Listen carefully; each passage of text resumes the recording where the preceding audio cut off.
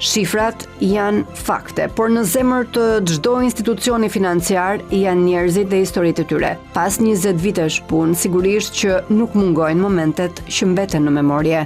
Ajo që për shumë mua më pëlqen shumë është po e marr me individët fillimisht. Në ato vitet e para, ato që merrnin financim për makina, në përgjithsisht ishte krye familjari që merrte një makinë. Pastaj kaluan 3-4 vite më mbrapa, pastaj ishte prindi tjetër të themi që merrte një makinë. Ndërkohë që ne tani mbas 20 vjetësh jemi duke financuar makina për fëmijët e tyre. Pra jemi ke gjenerata e dytë.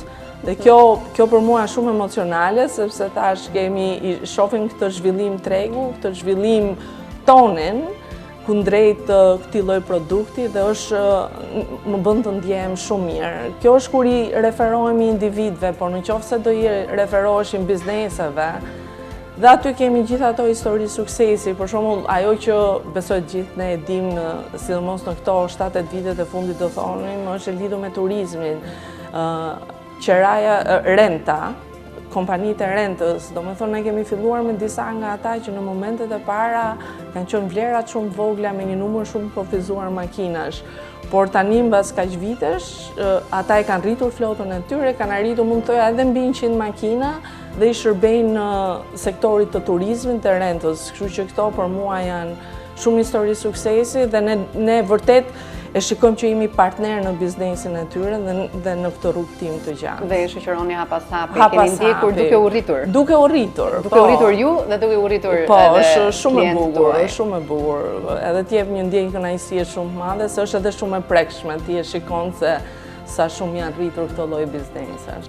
Rezultatet ndër vite tregojnë peshën reale të këtij institucioni në ekonominë shqiptare.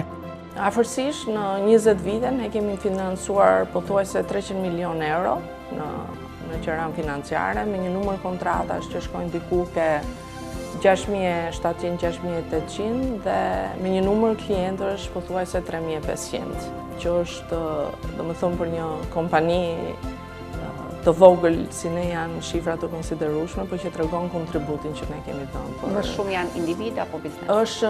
Nëse do i referoheshim në numra, individët janë më të mëdhenj, por nëse do në shifra financimi, sigurisht që korporatat duke qenë që marrin investime për infrastrukturën apo industrinë e përpunimit, këto vlera janë më të mëdha.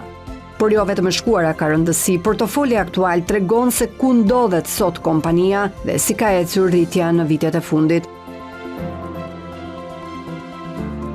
Pothuajse në 5-6 vitet e fundit ne kemi dyfishuar të portofolio. Pra ka pasur një ecuri shumë të mirë, tregu është rritur shumë mirë dhe ne jemi shumë optimiste edhe për të ardhmen.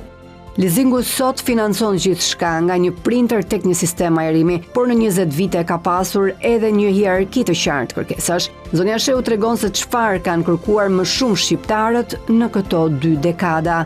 Nëse do i referohemi segmentit të individëve, sigurisht që ajo është për makina, ndërkohë nëse do i drejtoheshim segmentit korporat, aty më tepër shikojmë për mjete të infrastrukturës, pra që ndihmojnë të tonazhit të rënd, kamiona, fadroma, këto pjesë, kjo lloj game zë peshën më të madhe. Dhe që është mjaft e nevojshme për të financuar dhe për të ndërmjetësuar në kohën kur në Shqipëri ka një boom të ndërtimit e nuk ndalet absolutisht. Si e vlerësoni peshën e Raiffeisen Leasing në tregun shqiptar, duke krahasuar pak edhe me aktorë të tjerë në treg?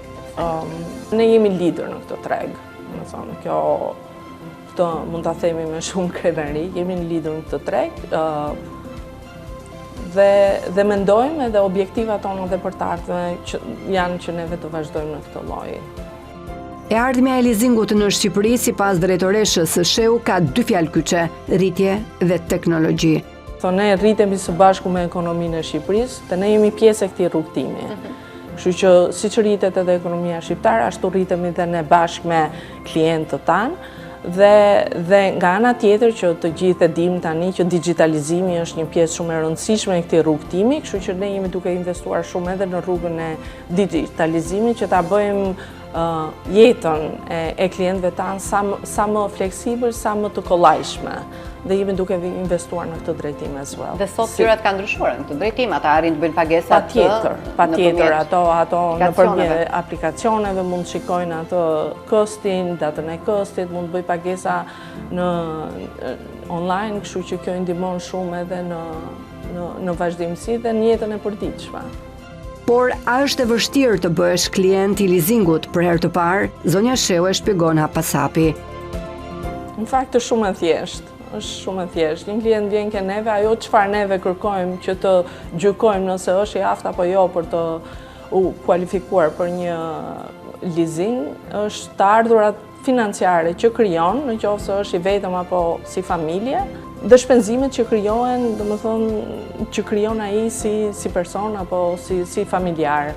Dhe ne nuk kërkojmë asnjë gjë tjetër shtesë, nuk ka nevojë as për kolaterale apo gjëra të tjera, kështu që procesi në vetvete është shumë i thjeshtë. Është i shpejtë dhe i jep zgjidhje individit, sidomos individët kanë më shumë nevojë në kohë. Patjetër, sidomos kur vjen puna ke makina, domethënë është makina kur i themi ne është një gjë qefi, kështu që në momentin që dikush e shef, e do.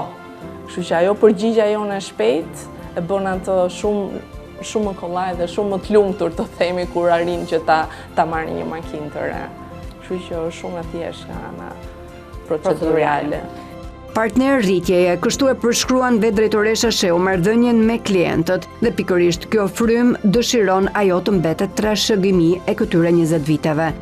Ajo që do doja unë shumë është që të ngelet ajo vizioni që ne kemi për Raiffeisen, një institucion i besueshëm financiar, dhe që jemi aty për të ndihmuar klientët tanë, për të zhvilluar stafin tonë dhe kjo vjen dorë më dorë për të zhvilluar dhe gjithë tregun financiar në Shqipëri, sepse në fund të ditës është një përfitim që shkon gjithashtu edhe për gjithë vendin tonë. Në mbyllje të kësaj interviste për 20 vjetorin, zonja Sheu i drejtohet veçanërisht bizneseve shqiptare, atyre që kanë besuar dhe atyre që mund të bëhen pjesë e kësaj historie suksesi. Rreth parë dua t'i falenderoj të gjithë, veçanti klientët, stafin, për një vazhdimsi akoma dhe më tej, sepse këto vite 20 vite histori suksesi është fal të gjithë tyre që ne përmendëm për sa më sipër, kështu që kjo do ishte ajo që unë doja të thoja në këtë moment, një falënderim për të gjithë. Raiffeisen Leasing nuk ka financuar vetëm asete, ka mbështetur rritje, ka edukuar tregun dhe ka ndërtuar ura midis nevojave të sipërmarrësve dhe mundësive financiare. Në një ekonomi që kërkon fleksibilitet dhe shpejtësi, leasingu është shndruar në një levë të domosdoshme zhvillimi.